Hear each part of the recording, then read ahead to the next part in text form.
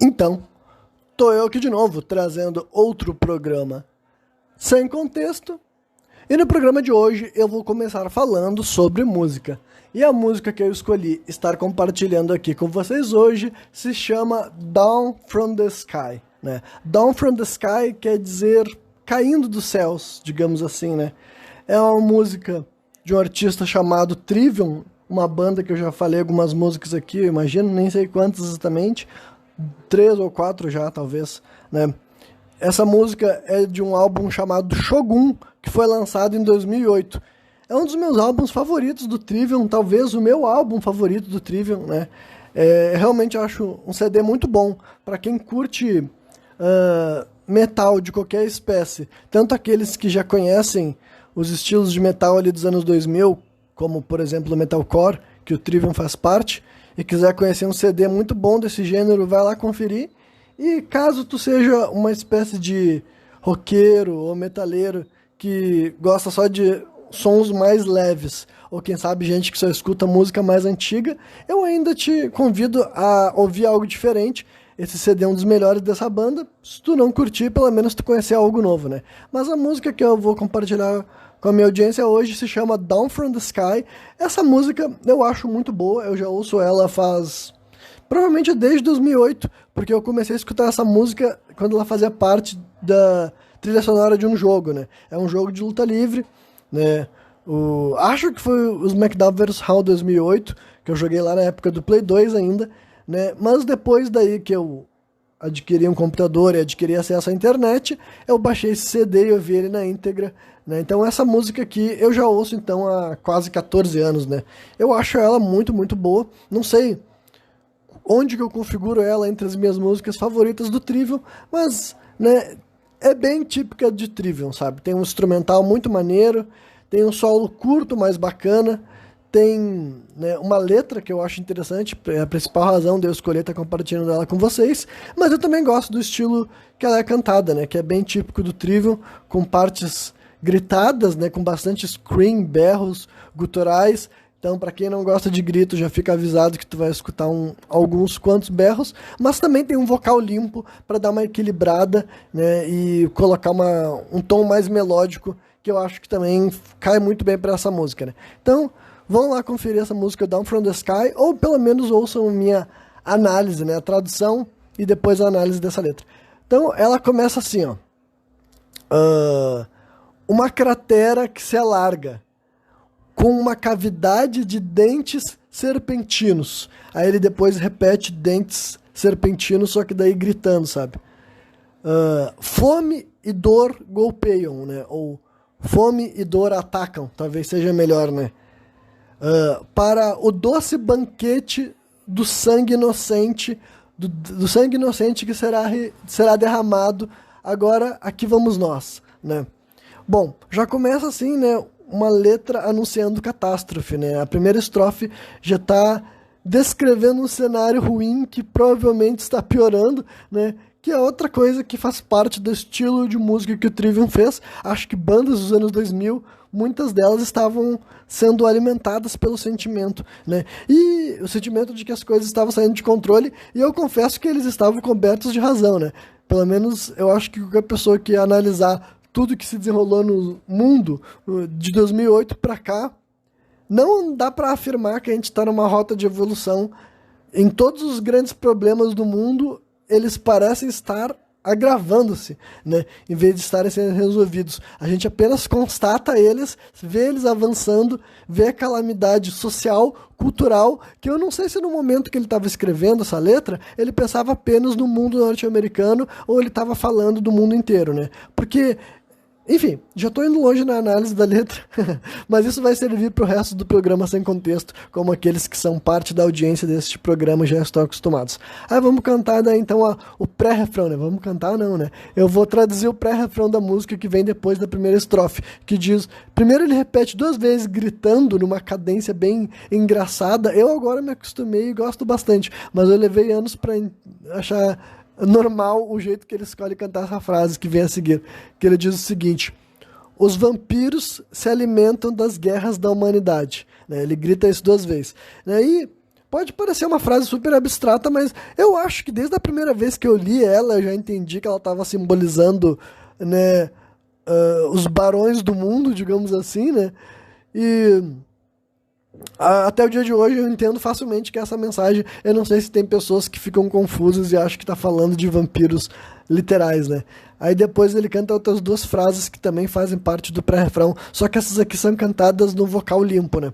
A primeira estrofe também foi cantada, eu não tinha esclarecido isso. Aí essas duas frases ele diz o seguinte: engordando num trono de um império. Aí já diz muita coisa, né? Growing fat, né? Engordando no trono de um império, tiranos comandam com a ameaça de um grande fogo. Aí o grande fogo, eu confesso que eu já passei por diversas análises, tanto de uma destruição atômica, digamos assim, sabe? Ou alguma outra coisa menos tão, tipo, menos específica, né? Mas basicamente dizendo que tem gente que está cada vez se alimentando mais, né, no trono de um império. Que império é esse, né? Aí vocês podem interpretar como vocês quiserem. Tiranos comando com a ameaça de um grande fogo, né? Basicamente, o que eu interpretei já podia ser a bomba atômica ou mais alguma outra coisa. Que são duas frases também, para mim, fáceis de concordar. E depois ele canta o refrão que diz o seguinte, né? Que também é cantado com vocal limpo. Ele fala assim: eu abri os meus olhos, enxerguei o mundo por aquilo que ele vale. Lágrimas estão caindo do céu. Né? Esse é o título da música, né? Down from the Sky, caindo do céu, né? Lágrimas estão caindo do céu. Elas estão arrebentando tudo em diversos pedaços, para provar para todos o qual Deus comanda todo o poder, né? Aí, inclusive, esse God que eles escreveram é realmente um Deus com letra minúscula, né? Para provar para todos o Deus de quem comanda todo o poder. Fogo está caindo do céu, né? Aí a primeira parte era lágrimas caindo do céu e agora fogo está caindo do céu. Então, eu gosto bastante desse refrão também, né?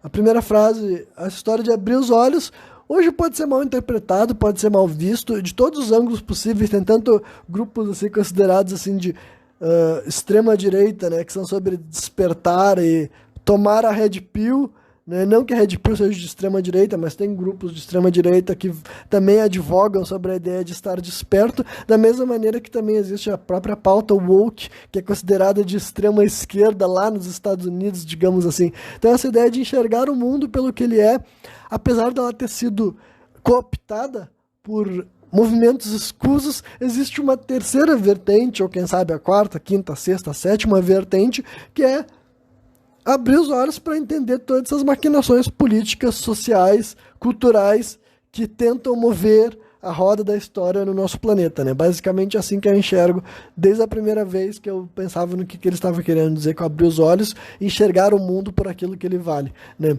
Lágrimas estão caindo do céu, evidentemente que não é literal, né? Mas enfim, aí depois, a próxima estrofe que ele canta depois do refrão diz o seguinte: as feridas abertas com um sangue hemorrágico da onde eles se alimentam, nos consomem vivos, uma vontade incessante de se alimentar, uma fome que não tem fim. Agora vamos lá, né? Então, mais uma vez, né, assim como a primeira estrofe do músico anuncia coisas ruins que tem piorado, né?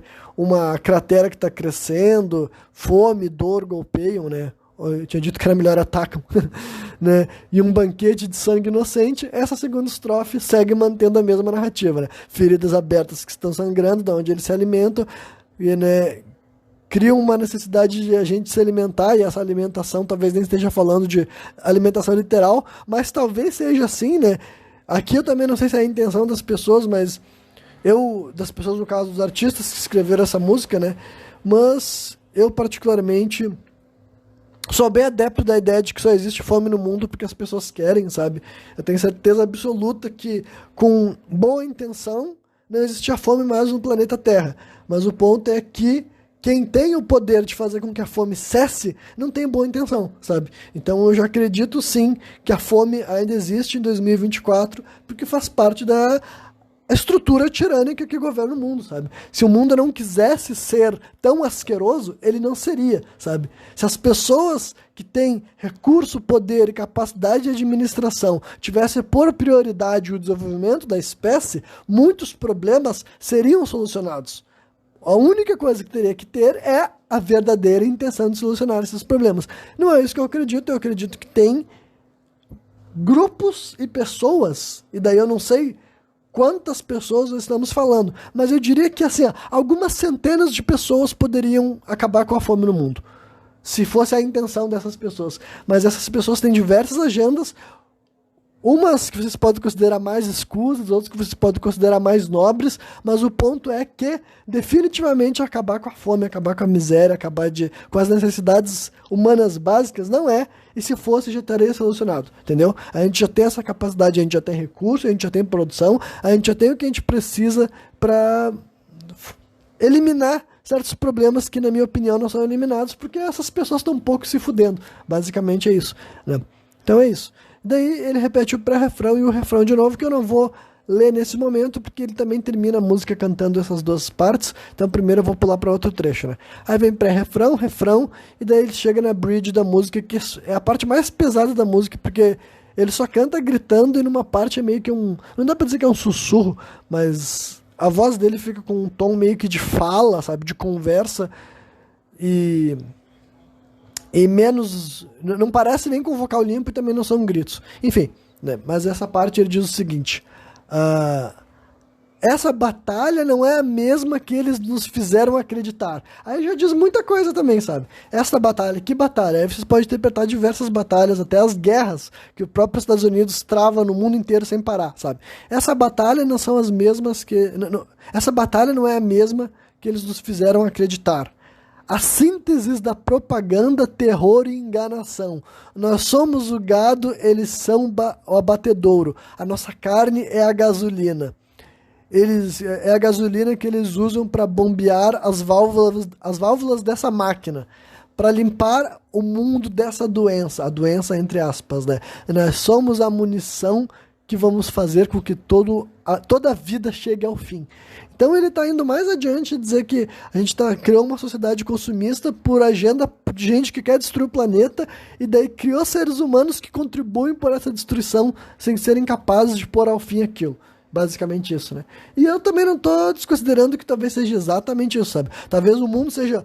O mundo que foi criado ao longo do século XX seja tão materialista, seja tão consumista, que a real intenção dele seja destruir o mundo. Talvez o cara que está querendo destruir o mundo não saiba, mas se ele tem a mentalidade tão consumista a ponto de que ele não consegue enxergar outros valores além de lucro, ganho, sabe? Ele não tem como contribuir para um mundo melhor, basicamente assim, entendeu? Não importa o quão inteligente ele seja, o quanto dinheiro ele tenha, se a mentalidade do cara é só consumir, explorar, não tem como, sabe? Não tem como contribuir para crescimento de porra nenhuma, né? Então, basicamente isso. Muito boa também essa bridge, né? Essa ponte, se vocês preferirem.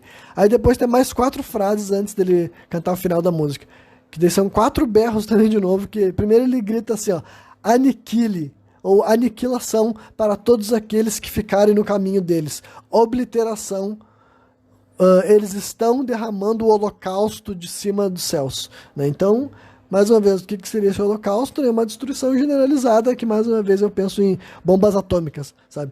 Que até hoje o único país que fez atentado com outro país com armas nucleares é o próprio Estados Unidos, que eu não duvido que seja exatamente o alvo principal dessa crítica dessa música, né?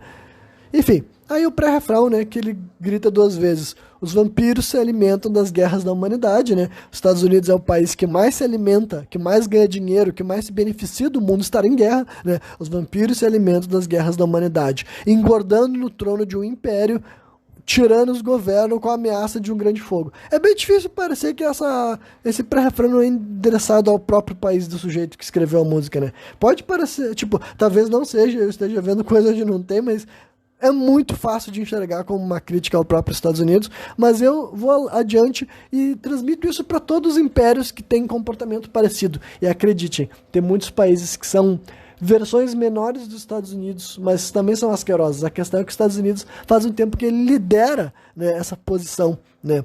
Mas tem mudado e continua mudando. Enfim, aí o refrão, né, ele canta assim: eu abri os meus olhos, vi o mundo por aquilo que ele vale. Lágrimas estão caindo do céu. Elas estão destruindo tudo em pedaços para provar qual Deus controla todo o poder. Fogo está caindo do céu. Aí ele repete a outra frase, aquela que é de gritos, né, para encerrar a música, que é aniquilação para todos aqueles que ficarem no caminho deles, obliteração, eles estão derrubando o holocausto de cima dos céus. É que é difícil traduzir essa frase, eles falam assim, ó, they will rain their holocaust, sabe? Eles vão fazer chover o seu holocausto de cima dos céus, ou caindo dos céus. É uma frase bem difícil de traduzir, ainda mais assim, de improviso. Mas é isso, pessoal.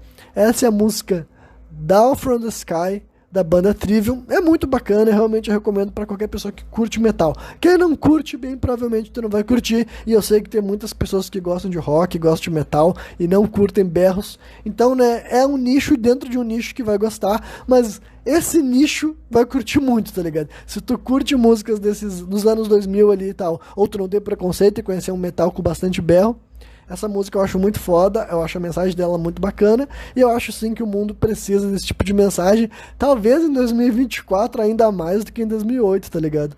Bem, tendo concluído a parte musical deste programa, eu vou dar início àquilo que eu acredito que será todo o resto deste programa sem contexto, que basicamente será um discurso livre contra certas lógicas supremacistas vindas de um ponto de vista religioso, especificamente cristão, né? O que eu quis dizer com essas palavras todas é que ao longo deste mês de fevereiro, algo que eu andei fazendo foi ouvir figuras ligadas ao cristianismo dando opinião na internet, né? Por que eu faço isso? Bem, porque, honestamente, eu não tenho contato com todo tipo de pessoa no meu dia a dia, na minha vida, inclusive, assim, no meu círculo social. Eu não me encontro, né? Eu não divido espaço com todos os tipos de pessoas. Então, realmente, eu faço questão de utilizar a internet para entrar em contato com discursos e fundamentos alheios para eu pelo menos ter uma ideia do que outras pessoas acham, o que outras pessoas pensam, como que outras pessoas recebem aquele tipo de opinião, né? Então eu vou até citar alguns nomes, né? Não foi um único vídeo, não foi um único conteúdo, eu fiz algumas poucas anotações, porque honestamente quase que tudo que essas pessoas com esse fundamentalismo cristão falam, eu vou discordar. Não dos fatos que eles constatam, né? Como eu já falei aqui, muitas pessoas utilizam fatos como parte dos argumentos deles. Eu também utilizo. Só que várias das coisas que eles falam ali não são fatos, sabe? São opiniões. E essas opiniões, sempre, né, sem exceção, são fundamentalistas de um ponto de vista cristão. Pode haver alguma divergência assim na denominação, né? Então, uma das figuras que eu andei escutando nesse mês é um cara chamado Guilherme Freire, né?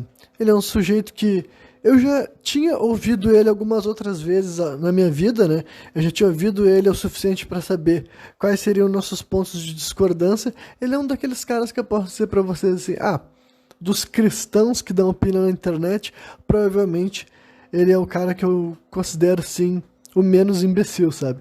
Eu não acho que, de forma alguma, ele seja uma pessoa burra, mas ele é extremamente tendencioso, sabe? Porque, pelo menos, ele não esconde, no ponto de vista, assim, que ele é um cristão católico, então, um cristão católico tem que pensar mais ou menos como ele pensa.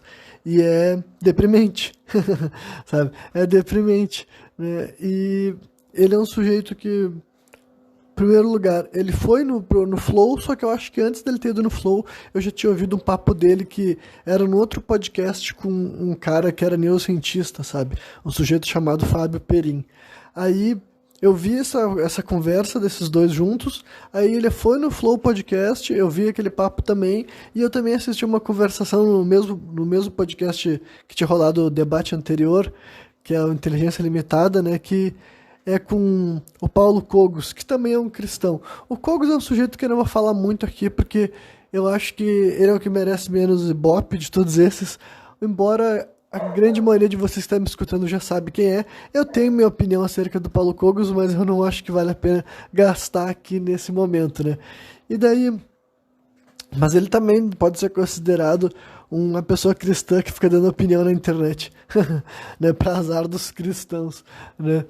Então, né, ao longo desse mês eu ouvi esses 3 papos aí com o Guilherme Freire, e também teve a participação do Rodrigo Silva do Podpah, né, que é um sujeito que eu já mencionei aqui algumas vezes, porque ele é um pastor, então daí ele é um tipo de cristão diferente, né? o Guilherme Freire sendo um católico e esse cara daí, o Rodrigo Silva, sendo... eu acho que ele é evangélico, mas não sei se ele é protestante ou de alguma outra igreja, né? Mas enfim. E daí ele é pastor e ele é arqueólogo, né? E eu já vi esse sujeito dando opinião na internet em vários programas porque ele participa, né? O Rodrigo Silva, em comparação ao Guilherme Freire, eu não sei, o Rodrigo Silva me passa mais claramente uma noção, assim, dele se fazer de louco, sabe? Dele se fazer de louco na hora que ele vai dar certos argumentos, quando ele tá com um sorrisinho assim na cara, é porque ele sabe que ninguém vai pegar ele no pulo do gato, ninguém vai botar ele, tipo assim... Tem algumas coisas que ele fala que eu acho que são mais escrota. Parando pra pensar o outro cara também fazer, sabe? Os dois, eles têm... Tipo, é uma coisa assim que qualquer cristão verdadeiro vai ter que ser, sabe? Um cristão verdadeiro tem que ser supremacista. E aí, honestamente, eu não sei quantas pessoas que me escutam que são cristãos. Eu, quando digo cristão, eu tô falando especificamente, assim, do cristão, uma pessoa, assim, praticante, vinculada a alguma igreja, que participa de cultos e tudo mais, né? Se a pessoa está de fato sendo doutrinada na palavra da igreja, ela tem que ser supremacista, porque para mim é o que está escrito no livro deles, tá ligado? Da mesma maneira que eu acredito que isso deu uma verdade para mim das religiões abraâmicas, sabe? E é uma coisa que tá no discurso de qualquer uma dessas religiões, tá no cerne dessa ideia de seguir textos sagrados, entendeu? E é o que sempre me faz chocar com qualquer uma dessas pessoas ideologicamente, porque a partir do momento que tu tira esse poder mágico da argumentação bíblica, se torna só um argumento de posicionamento, ele deixa de ter esse poder e essa moral. Mas geralmente esses caras se defendem atrás do discurso de que é um fundamento, é um fundamentalismo bíblico e portanto tá certo, sabe? Eu nunca consegui compactar com isso e não compactuo até os dias de hoje. Então, só que como eu falei aqui, vai ser um programa assim... por que eu... Só para concluir essa história de mencionar o nome dessas figuras, é que essa foi a primeira vez que o Rodrigo Silva foi no Podpah, que atualmente é o maior podcast do Brasil. Então, tipo, é só para constatar esses fatos, sabe? Influenciadores da igreja, e sim, é o jeito que essas pessoas são, sabe? São pessoas que simultaneamente são líderes religiosos e também são influenciadores de internet. Acontece bastante disso, né? Que vendem curso, né? Os dois vendem curso. E eu não tô falando isso como algo bom ou algo ruim, é só um fato, esses dois sujeitos vendem curso por aí, né? E daí, o cara vai lá, e foi nesse podcast Podpah, que é o maior do Brasil, e ficou falando um monte de coisa que eu discordo, e como eu já falei aqui, eu nem vou me manter assim dentro de... Dessa vez eu não fiz muitas anotações mesmo, sabe? Foi só ganchos específicos para tentar elaborar um raciocínio livre meu contra isso, porque como eu falei aqui, basicamente, olha, é só uma questão assim de... Vou supor que eu ia comentar sobre a minha audiência, né? É que eu não sei se... Quantas pessoas que me escutam que se identificariam como cristãos, sabe? Eu imagino que a maioria das pessoas que gostam de escutar os meus raciocínios não sejam cristãos. Eu não sei se a maioria é religioso, eu não sei se as pessoas que são ateias ou agnósticas gostam de escutar também minhas racionalizações, principalmente as que envolvem questões espirituais, religiosas, etc, né? Mas, enfim, eu de fato não sei como é que o meu público se identificaria, mas agora então eu vou pensar assim no raciocínio. Digamos que eu tô conversando com uma pessoa que fosse cristã, ou que não tem muito, tipo, ela faz parte daquilo que eu já defini como cristianismo cultural, sabe? A pessoa não se define como uma pessoa cristã porque ela não frequenta igreja nenhuma, mas ela não refletiu muito profundamente sobre quem foi Jesus Cristo e o que significa a gente supostamente ter vindo sermos herdeiros de um império romano católico, né? Se isso é bom, se isso é ruim, se a gente deve alguma coisa a alguém por isso, né? O que isso fala sobre a nossa identidade, mais ou menos, né? Talvez muitos de vocês tenham se perguntado sobre isso, e é o tipo de coisa que desde o dia que eu nasci eu me questionei, sabe? Literalmente, nunca houve um dia que eu, ouvindo um discurso bíblico, eu me senti, tipo assim, como se aquilo lá fosse sobre mim, né? Como se, tipo assim, sabe? Como se aquilo lá, tipo, peraí, por que vocês estão falando sobre, tipo, entre uma série de histórias que existem, por que essa é a história verdadeira? E daí eu já vi sujeitos abordando, assim, tentando colocar a Bíblia acima de qualquer outro relato histórico ou mitológico, quer dizer, não, porque a Bíblia a gente sabe que foi verdade, sabe? Outras divindades, outros deuses, outros reis, outros impérios, não tem uma série de histórias ou objetos ou relatos corroborando a existência daquilo lá. Então, assim, mas, tipo, isso daí são meias verdades, sabe? É um argumento que essas pessoas fazem, mas que são meias verdades. Tipo, a Bíblia ainda é um livro mitológico no ponto de vista que ela relata coisas que as pessoas não compreendem como possível de acontecer. Eu mesmo que já falei um monte de espécie assim de versão alternativa da história, já estou aberto para várias possibilidades diferentes da história. Se algumas das coisas que eu acredito serem possíveis forem possíveis de fato, quem sabe os relatos bíblicos sejam realmente históricos. Porém, todavia, entretanto, contudo, no dia de hoje é inegável, é indiscutível, apesar dessas pessoas assim fazerem assim um esforço para tentar não entrar nas partes mais assim, tipo, cara, com a própria história de que tipo, o mundo foi criado em 7 dias, sabe? Isso daí, a maioria das pessoas devem enxergar isso como metáfora, embora eu não saiba dizer isso, na verdade, sabe? Eu não tenho como dizer assim, se a maioria da população brasileira, se perguntarem para ele quantos anos o planeta tem, como é que o mundo surgiu, eu não duvido que por causa do cristianismo cultural, muitas pessoas achem que o planeta Terra tem 2024 anos, por exemplo, e que talvez Deus tenha feito o planeta, né, em 7 dias, né? Algo desse tipo. E daí tem toda uma questão de serpentes que falam, toda uma questão de, né, eu já vi até pessoas abordando assim a questão de Adão e Eva, como se, tipo, pudesse ter realmente sido através de um casal de seres humanos, tá ligado? Como se um casal de seres humanos começasse a poder, tipo, tivessem dado origem a toda a vida que a gente conhece, sabe? Tipo, por que desde quando eu era uma criança eu ouvia essas narrativas e não fazia sentido? Porque, racionalizando, eu ficava assim, mas peraí, como é que um casal, tipo, um casal de pessoas, como é que um casal de pessoas com uma etnia, com uma genealogia, vai dar origem a toda a variedade de raça humana que existe, sabe?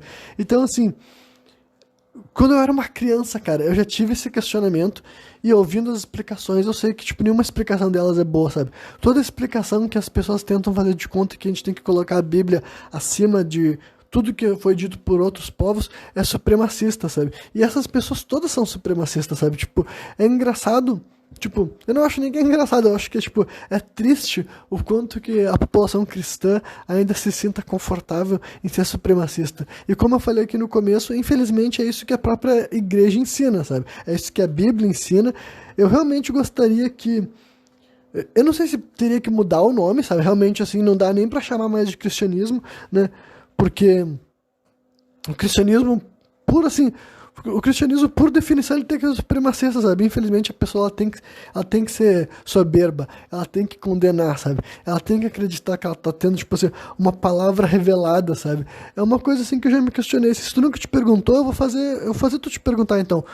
O mundo não tem 2024 anos, caso tu não saiba, sabe? Jesus Cristo nasceu quando já existia sociedades em vários lugares do mundo. Quando eu digo vários lugares do mundo, tipo assim, na China já tinha uma civilização anterior a Jesus Cristo, sabe? E na Índia já tinha uma civilização anterior a Jesus Cristo. Shiva já era cultuado antes de o mundo começar a cultuar Cristo, entendeu? É a divindade que é cultuada durante o período mais longo na história, pelo menos que a gente tem registro, né? Já faz mais de 2000 anos que Shiva é cultuado, mais do que 2024 anos, inclusive. Então, assim, Shiva é uma... Tá, eu abri a porta aqui pro meu gato sair, eu me distraí. Tá, voltando, então, raciocínio, tá. Já tinha civilizações das Américas também, sabe? Provavelmente já tinha vivendo aqui no Brasil, gente vivendo na Amazônia. Tipo, aí eu vou destacar que não tem comprovações, tipo, 100% concretas de que existia civilização. Mas tem indícios sim, sabe? Tem indícios que existiam verdadeiras cidades com população gigantesca. Ao contrário do que as pessoas achavam que, tipo assim, não, se existisse civilização, eles construiriam casas tipo, eles fariam estruturas de pedra. Não, essa era uma visão preconceituosa. Hoje em dia a gente tem muita evidência de que a maioria dos povos conhecidos não faziam casas de pedra, sabe? Construção megalítica não é necessariamente prova de avanço. pode, tipo, é uma espécie de avanço na questão de arquitetura, mas tem diversos lugares do mundo que não havia sequer a necessidade, sabe? Então, se fosse uma civilização que estava muito bem capaz de, assim, de tipo, sanar suas necessidades utilizando outros materiais como madeira e folhas e tudo mais, e raízes e cipós, esse tipo de coisa, que era o caso da maioria das populações do mundo, entendeu? A maioria das populações do mundo, inclusive civilizações que não viviam nas Américas, sabe? Povos que viveram na Ásia, povos que viveram na Europa, muitos deles não faziam estruturas de pedra e ainda assim eram civilizações, sabe? Com identidade, com provavelmente com mito de origem, provavelmente com o sagrado, com o divino, com uma conexão, sabe, ancestral. Então, assim, tinha um mundo existindo anteriormente a Jesus Cristo. E como um desses sujeitos muito bem destacou no discurso deles, era o seguinte, que a parte mais importante de ser cristão é aceitar Cristo como teu Salvador. E aqui eu vou deixar bem claro assim, ó, se alguém que está me ouvindo for cristão, ou se pensa em ser cristão, ou se não vê problema nenhum nisso, entendo que eu não estou falando nada do que eu vou falar aqui para ofender ou para questionar a fé alheia, né? Sempre foi um questionamento pessoal meu. Tipo, porque a parte mais importante dessa pergunta não é tipo assim, não é que, tipo, tu aceita Cristo. É se tu acredita que existiu Deus encarnado e ele foi morto na cruz pelos teus pecados, sabe? Se tu acredita nisso de verdade. E a realidade é que eu não consigo acreditar, porque é o seguinte, qualquer explicação, pra mim qualquer explicação mesmo, cara, qualquer explicação mesmo, que diga que Deus encarnou num povo e viveu numa sociedade específica, sendo que o mundo já estava existindo, tipo assim, não é como se não tivesse acontecendo porra nenhuma em lugar nenhum, exceto naquela região ali, sabe, entre uma parte da Europa e uma parte da África e uma parte da Ásia, sabe, é só aquele núcleo ali que tinha existido no mundo. Não, como eu falei, a China, muito longe disso, estava vivendo suas próprias, tipo, estava se desenvolvendo em várias áreas, inclusive mais rápido do que essa região do mundo, entendeu? E aqui nas Américas também podia ter sido, tipo, as pessoas, os impérios ali da América Central, né? Astecas, maias, incas, muitas pessoas hoje em dia defendem a ideia de que eles são herdeiros de impérios muito mais antigos, entendeu? A gente assume que eles são impérios modernos, mas esses nomes que a gente se acostumou a chamar eles, pode ser nome de povos que já estavam ali assentados há muito, tipo, nome dado a povos que estão vivendo num local que já, anteriormente a eles tinha vários outros povos, sabe? Várias outras civilizações, da mesma maneira que hoje em dia os egípcios que tem no Egito não tem nada a ver com os egípcios de 2000 anos atrás, sabe? Literalmente não tem nada a ver, mas ainda é uma região histórica chamada Egito que data, sabe, há 3.000 anos atrás. Então pode ser a mesma coisa, entendeu? Os povos que viveram ali, tipo, as pessoas que viviam naquelas estruturas, quem sabe nem foram eles que ergueram aquelas pirâmides, porque aquelas pirâmides foram erguidas há 1.000 anos atrás, por exemplo, sabe? Porque não tem como saber exatamente quando a pirâmide foi erguida, sabe? Não existe a datação da estrutura. Tu data outras coisas que colocaram ao redor dela, porque tu não tem como saber a idade da pedra especificamente, sabe? Dessa forma assim.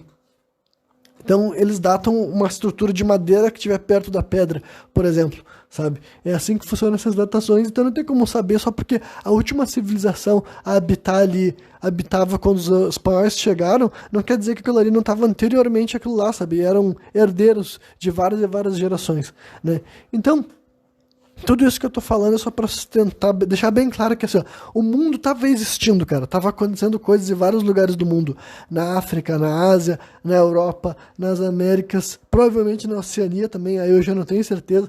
Mas tava rolando a vida. Então por que que Deus, a força criadora, o motor inicial, aí eu não tô nem participando, tipo assim, seria interessante que uma pessoa cristã elaborasse bem o que seria o Deus cristão, para eu não ter que ficar separando o Deus cristão do meu Deus, mas eu teria que defender isso, porque em momento algum eu estou negando a existência de uma força criadora, da mesma maneira que antes de Cristo já tinha um monte de gente acreditando numa força criadora, sabe? Não é uma invenção também do cristianismo, né? O ponto é que Cristo era este Deus encarnado, sabe?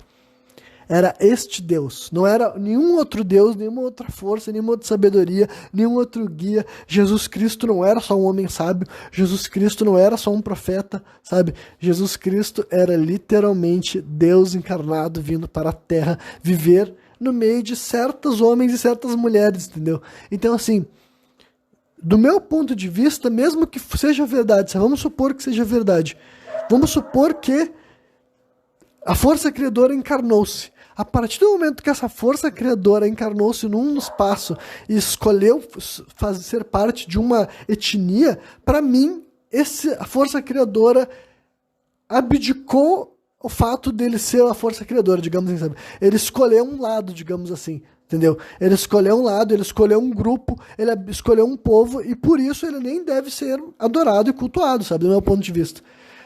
Ele só deve ser cultuado e adorado por aquelas pessoas que viveram junto com ele e que foram adoradas por ele, né? Assim como os cristãos realmente falam que os judeus são um povo escolhido, e mais uma vez, isso aqui não é para ofender talvez a população judia que estiver me escutando, né? Ou judaica, eu acho melhor, não sei como é que se devo me referir nessa questão, né?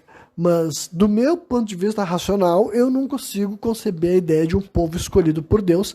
Para mim, qualquer explicação para isso é supremacista, sim, entendeu? Eu não compactuo, eu acho horrível, sabe? Tipo assim, não importa. Não importa que tá escrito em lugar nenhum. Não importa que tá escrito em 2, 3, 4, 5 mil livros diferentes. Não importa. Se a força criadora escolher um povo, eu renego, entendeu? Eu renego essa escolha e eu não compactuo com essa escolha. Porque eu acho que é asqueroso a força criadora ter um povo escolhido, na minha opinião, sabe? Uma força criadora que decide escolher um povo entre tantos outros é uma força que não merece ser adorada pelo mundo inteiro, né? Mas isso daí, como eu falei, supondo que isso fosse verdade, mas eu sequer acho que seja, entendeu? Eu acredito que existe um Jesus Cristo histórico, mas a figura que eu acredito de Jesus Cristo não é correta do ponto de vista cristão, sabe? Os cristãos não aceitam, não toleram a minha visão de Cristo, que é de um homem que pode ter vários títulos, mas nunca vai ser a força criadora encarnada, entendeu? Mas é isso que os cristãos aceitam e que por essa definição, até o dia de hoje, não tem como eu ser uma pessoa cristã, entendeu? Porque o cristão, ele tem que ter essa visão de mundo, ele tem que acreditar nisso. E eu acabei de dar uma razão, entendeu? De por que eu não acredito nisso. E uma das coisas que eles fizeram bastante, né, ao longo desses programas, e eles sempre fazem, é ofender, é humilhar, é falar mal de religiões ancestrais que muitas coisas eles não entendem. E como eu vou dizer para vocês que nem eu também vou ter a pretensão de dizer que entendo. Mas eu, por exemplo, né, na minha vida aqui na Terra, eu já tive contato com religiões que têm fundamentos considerados xamânicos, sabe? Até aqui no Brasil existem, sabe? Eu estou mencionando especificamente as religiões de matriz africana, mas caso vocês saibam, ou religiões afro-brasileiras, até onde eu sei, sequer existe um título para essas religiões, sabe? Tem gente que acha que Umbanda, Quimbanda, Candomblé, Nação, acham que esses nomes é o nome da religião. E na realidade não, sabe? Esse nome é o nome de cultos que existem dentro de religiões de matriz africana. Eu particularmente costumo chamar de batuque porque tem o som do tambor, mas não necessariamente tem que ter o som de tambor nesse tipo de ritual, né? Mas com a minha concepção que eu tenho hoje em dia do que eram as religiões xamânicas, eu enxergo os cultos afro-brasileiros como a versão atual disso, sabe? E é claro que eu imagino que existem outras espécies de fenômenos xamânicos ao redor do mundo ainda. Eu gosto de imaginar que o Brasil não é exclusivo nisso, mas eu imagino que aqui talvez seja um dos maiores redutos, sabe? E eu não tô dizendo que não existam religiões, eu não tô sugerindo que existam religiões parecidas, não é parecidas. Eu quero dizer que eu sei que não existem terreiros especificamente em outros lugares do mundo, sabe? Eu sei que isso aqui é algo exclusivo do Brasil.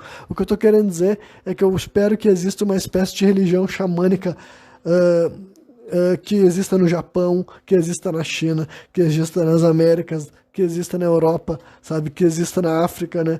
Eu espero que exista ainda pessoas com rituais considerados xamânicos. E para o xamanismo eu estou definindo uma série de coisas, inclusive várias dessas coisas, nem todas elas existem dentro das religiões de matriz africana, só que existem, por exemplo, em outros rituais que existem aqui no Brasil, né? Até o espiritismo incorpora práticas xamânicas, na minha opinião, né? Um exemplo que eu posso dar é culto ancestral, sabe? Conexão com os mortos. Essa é algo que, por exemplo, é expressamente condenado na religião cristã, né? E que é a base de vários outros cultos. Então, por isso que eu falo que o cristão real, ele tem que ser supremacista. Porque ele não pode, do ponto de vista cristão, ele não tem que achar isso nem tolerável. E daí eu não tô querendo dizer assim, deixa eu tentar corrigir um pouco mais isso, né? Não que a pessoa tem que pegar assim e ser grosseiro com a pessoa que tem uma visão religiosa diferente dela. O cara pode ser cristão e não ser um imbecil. Eu acredito isso, que ele pode seguir um decoro e educação, mas ele não pode fazer de conta que tá tudo bem, entendeu? Ele tem que dizer assim, não, tipo, cultuar, ter contato com teus ancestrais, falar com os mortos é errado. Mas tudo bem, eu não vou, tipo, vou ser teu amigo mesmo assim. Eu vou ser teu amigo mesmo que tu cultue os mortos, por exemplo. Né? É isso que o cristão teria que fazer. Mas o cristão, dentro que tá seguindo essa lógica mesmo, sabe? Ele tem que condenar porque tá no livro sagrado dele, tá ligado? Ele não tá, infelizmente, é o que tá ali, entendeu? Não tem nada que ele possa fazer, entendeu? Se o cara é cristão e ele é tolerante, religioso, ele não tá sendo cristão de verdade, entendeu? Se ele, tipo assim, porque esse aqui é o ponto, sabe? Ah, mas por que eu tô falando assim, tolerante? Eu tô falando na questão, tipo assim, de realmente achar uma escolha legítima, entendeu? O cristão verdadeiro, ele não pode achar legítima a escolha da outra pessoa, porque como eles sempre estão falando, que Cristo é o caminho, é a única verdade, sabe? É o único jeito de estar correto, sabe?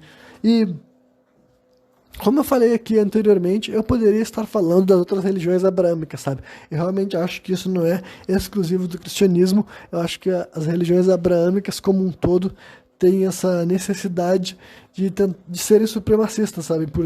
Inclusive que isso gera intolerância entre as três religiões abrâmicas, né? Só que aqui no Brasil, eu acho que é inquestionável a influência do cristianismo, né? É tipo assim... eu diria que o islamismo aqui é a religião abrâmica mais fraca, e não que eles ainda sejam, que não tenha ainda, né, o mínimo de, não só de população, mas também, assim, de espécie de articulação política, mas eu sei sim que dentro da própria dinâmica dessas religiões, aqui no Brasil é a que sofre mais preconceito, é a religião islâmica, e é a que é tratada como inferior, inclusive principalmente pela comunidade cristã, né? Principalmente pela comunidade cristã que não entende nada. Não entende nada. Tipo, nem vou falar que não entende nada de islamismo. A comunidade cristã não entende nada de nada, sabe?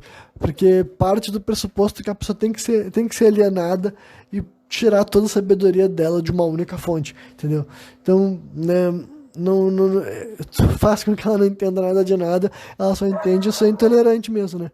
Então, é isso que eu digo assim pra vocês, pra começar esse papo, tá ligado? Essas pessoas têm o costume de atacar sempre e falar das religiões, qualquer outra religião, sabe? Como se fosse inferior, como se fosse, sabe, moralmente inadequada, como se tivesse surgido o cristianismo para estar soberano acima deles. E daí, assim, como eu falei aqui mais de uma vez, cara, eu só vejo que isso faz sentido unicamente para quem viveu naquele lugar, para quem conheceu Cristo. É a única pessoa que poderia falar em voz alta que acredita que eles são um povo escolhido e que eles estão fazendo certo. Eu realmente acho assim, eu acho impressionante a lavagem cerebral, exatamente essas palavras que eu estou utilizando, mas é impressionante a lavagem cerebral que o cristianismo foi capaz de fazer com a sociedade, a ponto de, hoje em dia, aqui no Brasil, uma terra assim, ó, cara, separadíssima, sabe, separadíssima de Israel, sabe, e da Mesopotâmia, sabe, né, e da Babilônia, uma terra assim, ó, super distante, entendeu?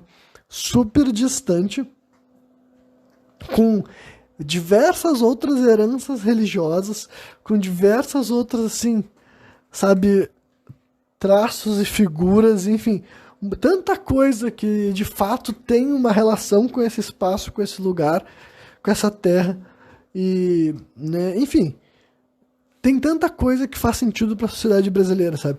Só que por diversas questões socioculturais e históricas que eu compreendo, foi sendo passada adiante a narrativa de que existe um povo escolhido, sabe? E que um homem nascido no meio daquele povo merece ser visto como Deus encarnado, como nosso único caminho. E eu fico assim, cara, vocês estão trazendo um negócio que já não tem mais vínculo nenhum, sabe? Literalmente já não tem mais vínculo nenhum. Aí eu vou tentar elaborar assim, Renan, mas por que tu não tem mais vínculo nenhum? Assim, o Brasil é um país que começou a ser construído a partir de abril de 1500.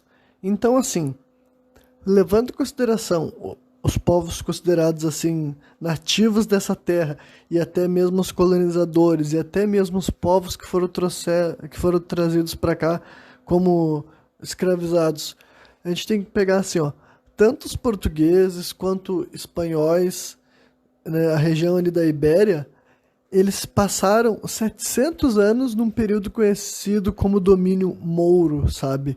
Durante 700 anos, aquela região da Europa foi controlada por muçulmanos. Existe muita assim discussão, sabe, debate de como que foi esse período de domínio, sabe? Mas o sul da Europa, de fato, ficou durante 700 anos, não foi 10, 20, 30, foi 700 anos, foi controlado por muçulmanos e dizem que esse período durou tanto assim, tem muita gente que defende que durou tanto assim, porque ele tava dando certo, sabe? Era um período assim que não tinha revolta popular, os governantes não impuseram uma obrigação de mudar de religião, por exemplo. É por isso que tem aquela narrativa que vários cristãos fervorosos defendem, assim, que os cristãos salvaram a civilização ocidental, sabe? Dos árabes, né, dos muçulmanos, dos mouros. Assim, os mouros nunca tentaram extinguir a civilização ocidental. Eles nunca tentaram extinguir o cristianismo na Península Ibérica. Mas sabe o que aconteceu? Querendo ou não, a elite financeira daquele espaço era árabe, era moura, era muçulmana. E eles tinham hábitos, eles tinham cultura, eles tinham tradição. Então, assim, é indiscutível que a presença moura em Portugal e na Espanha, que na época não tinha esses nomes, né? Tô fazendo assim, tô pegando nomes dessas regiões, né? Nomes modernos das regiões, mas para me referir a uma região histórica, sabe? Mas é indiscutível que a presença de governantes, sabe? Uma elite criava tendências, criava modas. Se vocês pesquisarem e verem todos os reis, sabe? Dos reis e rainhas que fizeram parte dos reinos, sabe, que existiam ali antes de existir Portugal e Espanha, sabe, reinos que se uniram, tipo Leão, Castela, Aragão e vários outros. Se vocês verem esses reis e rainhas e verem as roupas que eles se vestem, os chapéus que eles se vestem, sabe, chapéus, melhor dizendo, assim, não é difícil enxergar a influência árabe, moura e tudo mais, sabe, na forma de se vestir, e é evidente que isso também se transmitiu até mesmo para a tradição, sabe? Dizem que essa parte da Europa, inclusive, era mais higiênica, o que levanta até uma certa discussão, sabe? Talvez, assim, realmente é de se imaginar que eu ia dizer, assim, que dizem que quando a família imperial portuguesa chegou aqui, eles tinham péssimos hábitos de higiene, mas isso já fazia 300 anos, né? Só para vocês terem uma ideia, né? O Dom João VI, ele vem para o Brasil em 1818, então isso é quase 300 anos do fim do domínio mouro, mas é bem provável que no início desse período daí, provavelmente existia um hábito de higiene maior na região da Ibéria, porque fazia pouquíssimo tempo que tinha acabado o domínio mouro e os árabes, os mouros, eles tinham que ter higiene pessoal, eles tinham que tomar banho, coisa que não era muito comum na Europa nesse período, pela própria questão da religião deles, né? Mas quando começou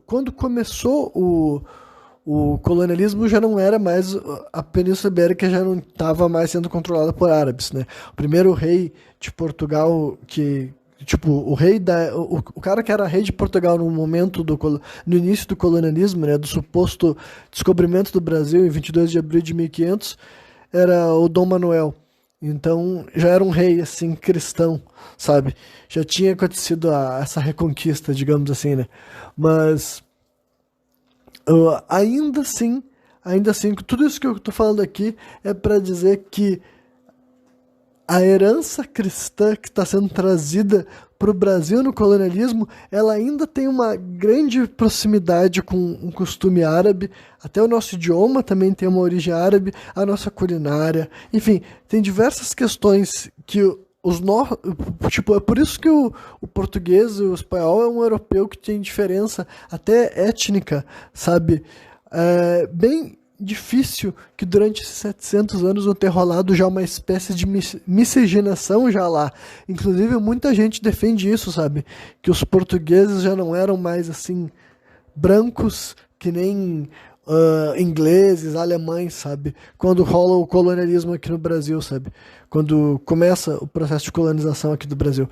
Então, é uma questão assim que tem essa diferença, entendeu? A origem cultural do Brasil tem essa diferença. E é evidente que também tem todo o lado das religiões assim indígenas, que é outra coisa que esses caras, né, esses líderes de religião cristã, né, sempre ficam assim, não é querer menosprezar, não é querer diminuir, mas assim, cara, literalmente eles só fazem diminuir, sabe? Eles só fazem dizer assim, não, esses pobres, assim, sabe? Esses pobres índios que não têm acesso à Bíblia, não tem como saber cultuar Deus da maneira certa. Cara, é assim, não tem outro termo pra definir não ser supremacista, tá ligado? Se tu nunca tinha enxergado o cristianismo dessa forma, eu tô te expondo a realidade, porque é definitivamente isso. Como é que tu vai pegar, assim, tradições mais antigas, cara? Tradições mais antigas, entendeu? O xamanismo é mais antigo do que o cristianismo, sabe? As religiões animistas também são mais antigas do que o cristianismo. Como é que tu vai pegar uma sabedoria ancestral, tu vai automaticamente dizer que essa pessoa não sabe tanto quanto tu, sabe? É literalmente, cara, é a mesma mentalidade que os jesuítas tinham na época do colonialismo, sabe? A questão é que os jesuítas literalmente chegavam assim, né? E rolava dois tipos, sabe? Tinha tantos jesuítas que tentavam fazer a catequização na base da marra, sabe? Do açoite, quanto aqueles que de vez em quando morriam por tentar simplesmente pregar pra gente que sequer entendia o idioma deles. Mas o ponto é que eles se esforçavam para transformar a cultura e a religião de outros povos, sabe? Foi assim que foi feita a história do Brasil, sabe? De gente cristã que achava que entendia mais de Deus do que pessoas diferentes do que eles. E até hoje, cara, 500 anos depois, os caras praticamente advogam a favor do mesmo discurso, entendeu? Do mesmo discurso. Eles não estão indo no meio do mato fazer isso, mas eles estão indo na internet falar um discurso que tem o mesmo cerne, sabe? Que é querer fazer de conta que eles sabem o que é Deus, eles sabem o que é sagrado, e eles sabem como se comunicar com isso, né? E além disso também tem as religiões de matriz africana, sabe? Esses cultos vieram para cá através dos povos escravizados, eles começaram a realizar seus cultos. É evidente que, infelizmente, não tem como a gente ter um detalhamento histórico de como que se transformou essa religião aqui. Mas aí, utilizando a minha, assim, interpretação dos fatos, eu consigo imaginar que os cultos, quando começaram a ser realizados pelos escravizados, né, e aí se discute-se quando que começou a aumentar o fluxo de pessoas negras aqui no Brasil, mas é bem provável que, sei lá, no século XVI ainda, sabe, 1530, já começaram a chegar escravizados africanos aqui, sabe? Então é bem provável que tão logo pessoas eram trazidas para cá nessa condição, elas realizavam seus rituais, sabe? Só que a própria, tipo, o Brasil foi modificando-se drasticamente ao longo do século, sabe? O fenômeno da escravidão, no caso, né? Ele passou por vários períodos, sabe? É uma coisa assim que não tem como eu tentar elaborar muito sobre isso aqui nesse momento. E o ponto é, óbvio que ao longo do tempo a presença da cultura negra foi sendo notada, foi também, imagino que os cultos foram perseguidos, foram minados, é aí que a gente assume que surgiu a lógica do sincretismo, né? Foi pessoas negras aprendendo sobre as figuras cristãs e através de um processo de associação eles faziam com que eles cultuassem entidades africanas, né, orixás, representadas por imagens cristãs, né? Então é por isso que tem a presença de figuras cristãs dentro de terreiros, dentro de casas de batuque até hoje, né? E acredita-se que essa é a origem, sabe? É por isso que a gente vai ver assim, São Jorge, por exemplo, é relacionado a Ogum, entendeu? Porque em algum momento da história não podia ter um culto aberto a Ogum, então as pessoas que queriam fazer esse culto faziam uma associação, né, do santo cristão com uma divindade africana, né? E o ponto também é que essas religiões se tornaram afro-brasileiras, né? Elas foram influenciadas também pelo espiritismo, né? Que é outra coisa que surge na França, mas vem parar aqui no Brasil e se mescla também com tradições daqui, né? Recebe influências, assim, se torna mesmo aquilo que eu defino como um xamanismo moderno original aqui do Brasil, sabe? E quando eu digo assim original, eu também não estou determinando quando que nasce, né? Se vocês pesquisarem, existe, né, certas pesquisas, certos estudos sobre quando que nasce, quando que surge. Por exemplo, as pessoas falam assim, quando que surge a Umbanda, quando que surge o Candomblé, mas como eu já falei aqui nesse programa, nenhuma dessas palavras quer dizer que é uma religião, sabe? Então, basicamente, não existe, para mim não existe esse período do nascimento, sabe? O ponto é, as primeiras pessoas escravizadas que chegaram aqui realizavam os cultos que provavelmente eram bem parecidos com aqueles que eles já tinham feito lá na África. Só que o tempo foi passando, as coisas foram mudando aqui. Até onde eu sei, muitas das entidades que respondem aqui no Brasil, hoje em dia, nas terreiras ainda, são espíritos desencarnados que viveram aqui nesse país nos séculos 19 e 20, entendeu? Se vocês não sabem disso, né, tô passando essa informação, e se alguém discordar de mim, pode oferecer outra interpretação dos fatos quanto a isso, né? Mas até onde eu tenho conhecimento, muito dos espíritos desencarnados que respondem dentro de terreiras são pessoas assim, entendeu? São gente que viveu nesse país aqui, nessa terra, tem um vínculo com especificamente esse país que a gente vive, por isso que eles respondem aqui, por isso que eles se manifestam em pessoas que estão vivendo nesse espaço aqui, entendeu? Então, gente que viveu pelo Brasil, e muitos deles eram figuras que ou morreram de forma trágica ou tiveram vidas à margem da sociedade, das suas épocas, entendeu? Que, né, isso daí, eu falei, essas pessoas viveram tanto no século XIX, né, entre 1800 e 1900, ou dentro do século XX, né, que até chegar agora anos 2000, 1900 até os anos 2000. Enfim, então, tudo isso que eu estou falando é para mostrar uma série de vínculos, uma série de heranças, uma série de percepções, enfim, uma série de visão do espiritual, do sagrado, que é negligenciada aqui nessa terra em prol de uma identificação com uma religião, entendeu? Que historicamente se impôs através dessa narrativa dela ser absoluta e suprema, né? E é engraçado também que os cristãos, assim, eles têm a mania, em primeiro lugar, tem um desses sujeitos que ele gosta de passar assim, rapidamente sobre, tipo assim, é óbvio que teve cristãos que fizeram coisas ruins e coisas horríveis, mas, né, isso daí acontece em qualquer lugar, em qualquer situação. Sim, beleza, é um ótimo jeito de tentar abordar a maldade histórica perpetuada pela igreja, e especificamente pela igreja católica, né? E em segundo lugar, ou, né, não sei se precisa mencionar segundo lugar, terceiro, quarto ou quinto lugar, né? Mas então eu vou tentar elaborar um pouco dessas questões que parece que essa gente tenta passar muito assim, sabe? Eles tentam, tipo, é uma parte muito importante da história da igreja para as pessoas não mencionarem e assumirem o quanto de barbaridade que rolou por causa disso. Porque é aquela velha história do tipo assim, praticamente tudo que foi realizado de barbárie feita por um membro da igreja, a única coisa que eles sabem dizer é tipo, mas não é isso que a igreja quer, não é isso que tá na Bíblia. Então a primeira coisa que eu vou falar é, não, isso daí é eles querendo comentar assim, tipo, eles querendo dar uma beleza e uma mais do que uma beleza, sabe? Tipo, eles querendo trazer uma interpretação bíblica do século XXI para outro período histórico, que é isso outra coisa que essas pessoas adoram fazer, né? Esses caras adoram de fazer de conta que a gente pode falar da história humana como se tanto os períodos bíblicos quanto de hoje em dia fosse igual, no sentido que, tipo assim, não tem como um pastor de hoje em dia pregar para quem vivia 2000 anos atrás, da mesma maneira que quem estava 2000 anos atrás aceitava mensagens que hoje em dia sequer seriam toleradas, sabe? Então é outra coisa que eu acho absurdo as pessoas tentarem fazer de conta que não era bem assim. O que eu estou querendo dizer é que sim, o Deus bíblico original, ele evidentemente tinha mais características relacionadas à guerra, à punição. O Antigo Testamento é recheado de passagens assim. Eu até tenho vontade de fazer uma análise mais aprofundada do Antigo Testamento, mas é um livro bem grande, né? E é engraçada a quantidade de pessoas que escolhem desconsiderar o Antigo Testamento, sabe? Como se, tipo assim...